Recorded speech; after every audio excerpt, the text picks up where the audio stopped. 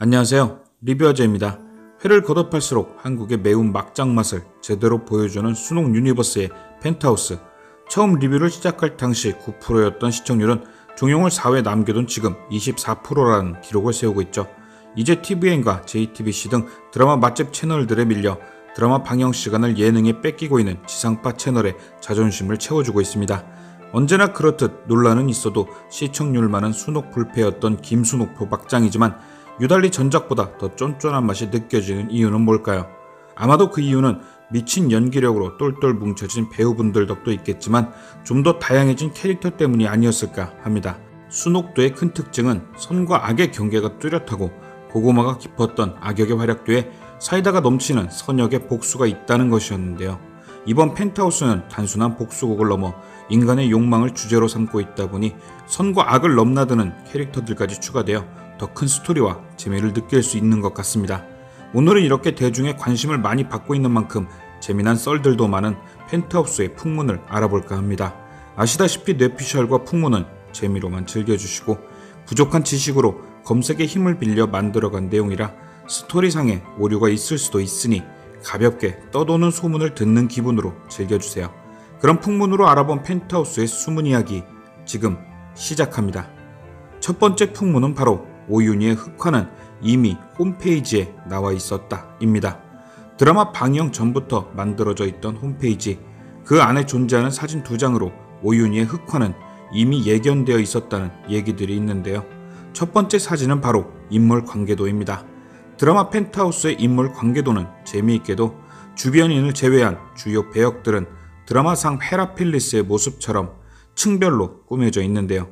45층에 거주하는 강마리 유재니, 55층에 거주하는 이규진, 고상아 이민혁, 85층에 거주하는 천서진, 하윤철, 하은별, 그리고 마지막 펜트하우스인 100층에 거주하는 심수령과 주단태, 그리고 석훈, 석경이. 그런데 그 100층에는 주단 부부 가족 외에도 오윤희, 베로나도 함께 등장해 있습니다.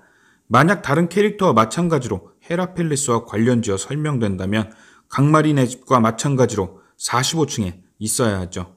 드라마 방영 전 또는 극 초반에는 오윤희가 심수련의 복수를 돕는 메인 캐릭터이기에 복수가 끝난 후 주단태를 밀어내고 100층에 살게 되나 했는데 17회까지 진행된 그동안의 스토리와 비교해 생각하니 저 인물 관계도야말로 진짜 스포였구나 라고 생각들을 하시게 된 거죠.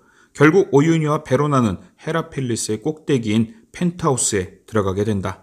심수련의 대사 펜트하우스까지 욕심내는 거 아니야? 처럼 오윤희의 욕망이 결국 100층을 욕심내는 인간으로 흑화된다. 그리고 천서진의 대사 누구 하나 죽여서라도 너 독한 애잖아. 오윤희는 결국 베로나를 위해 민설아를 죽이며 주단태와 함께 심수련 복수의 대상이 된다. 누구나 보고 있었지만 생각 못했던 인물 관계도의 스포였습니다. 두 번째 사진은 바로 주연 포스터입니다. 각 캐릭터별 독사진으로 꾸며진 포스터는 캐릭터의 성격에 따른 오묘한 색채감으로 표현되어 있는데요. 심수련의 포스터의 경우 따뜻한 느낌의 붉은색 아우라가 표현되어 있습니다. 초반부터 지금까지 자식을 위한 복수를 위해 한 길만 걸어가는 따뜻한 엄마의 느낌이 아닐까 생각되네요. 그리고 세 번째는 천서진으로 누가 봐도 차가운 성격의 캐릭터를 표현한 약간 탁한 보라색을 볼 수 있죠. 그리고 가장 중요한 오윤희는 가운데 위치하고 있으며 대체적으로 심수련과 같은 붉은색을 띠고 있지만 우측 아래부터 천서진과 같은 보라색으로 물드는 걸 볼 수 있고 그것이 바로 이미 방송 전부터 오윤희의 흑화에 대한 힌트를 제작진이 주고 있었다고 보시고 있는 거죠. 처음 봤을 땐 몰랐지만 지나고 보니 스포였던 홈페이지의 사진들이 펜트하우스의 첫 번째 풍문이었습니다. 자, 그럼 이제 이어지는 두 번째 풍문. 오윤희는 주단태의 세 번째 부인이 된다. 요즘 제가 제일 관심을 갖고 있고 볼 때마다 어찌 이런 생각들을 하실까 놀라고 있는 풍문인데요. 바로 그리스 신화를 이용한 펜트하우스 풀이였습니다. 저도 사실 헤라필리스라는 이름과 등장하는 헤라상으로 뭔가 헤라 여신과 어느 정도의 연관성은 생각하고 있었고 극중 베로나가 파티에 가기 위해 꾸민 오윤희를 보고 엄마 헤라 여신 같다 라는 소리를 하는 걸 본 후 헤라가 오윤희를 빗댄 것이고 그렇게 결국 헤라필리스는 해석하면 헤라의 집, 결국 오윤희의 것이 되는 거구나 라는 단순한 생각은 했었죠. 그리고 17회 범인이 오윤희인 게 거의 확정된 후에는 민설아가 헤라상 위로 떨어지는 모습이 누군가의 품에 안겨있던 게 아니라 민설아를 들어 던지는 표현, 즉 범인은 헤라인 오윤이란 걸 미리 알려주는 게 아니었었나라고 또다시 단순하게 생각한 게 다였습니다. 하지만 많은 댓글이나 커뮤니티에 나온 그리스 신화에 대한 내용을 본 후에는 앉은 자리에서 멍을 때릴 수밖에 없었죠.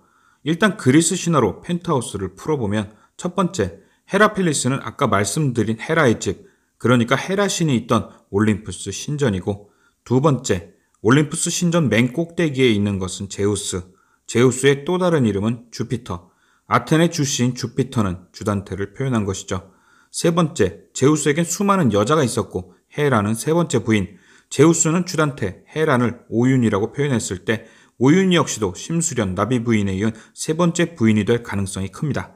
제우스의 첫 번째 부인은 메티스, 그녀가 낳은 자식은 아테나, 그녀는 그리스 신화에서 손꼽히는 엄친딸로 엄청 다재다능했다고 합니다. 주단테가 처음 사랑한 여자는 심수련, 그럼 아테나는 헤라 아이들에게 수학을 가르치고 청하예구의 수석으로 합격하며 헤라 아이들의 괴롭힘에도 늘 단단했던 민서라와 잘 어울리죠. 또한 아테나는 등장부터 제우스의 머리를 깨고 나옵니다.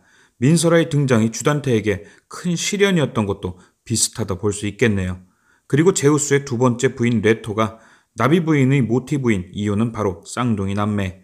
레토는 제우스와 결혼해 쌍둥이 남매를 낳았습니다. 바로 아폴론과 아르테미스. 나비 부인 또한 주단테의 두 번째 여자로 주주 남매를 낳았죠.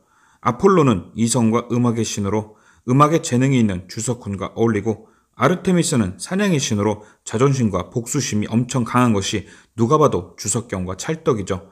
또한 레토가 제우스의 부인이지만 이런저런 이유로 쫓겨다니다 사라진 것도 왠지 나비 부인과 유사하네요. 그리고 제우스의 세 번째 부인이자 가장 본처 같았던 헤라, 제우스와 헤라 사이에는 헤베라는 딸이 있었습니다. 그리고 헤베는 제우스의 또 다른 아들, 그러니까 이복남매인 헤라클레스와 이어지죠. 헤라를 오윤이로 놓고 봤을 때 헤베는 베로나, 만약 오윤이가 주단테의 세 번째 여자가 된다면 헤베, 헤라클레스의 스토리와 베로나, 주석훈의 스토리가 비슷해집니다. 이처럼 제우스의 결혼생활과 자녀들의 이야기를 주단테의 결혼생활과 자녀들의 이야기와 비교하니 왠지 오윤이가 주단테의 세 번째 부인이 될 수도 있다는 풍문은 절로 고개가 끄덕여지는 풍문이 되겠네요. 그리고 만약 아직 밝혀지지 않은 주단테의 과거사도 신화의 내용이 모티브로 들어간다면 왠지 그 스토리는 자신의 왕권이 뺏길까 자식들을 학대했던 제우스의 아버지 크로노스의 이야기와 비슷하지 않을까 하는 예상도 해봅니다.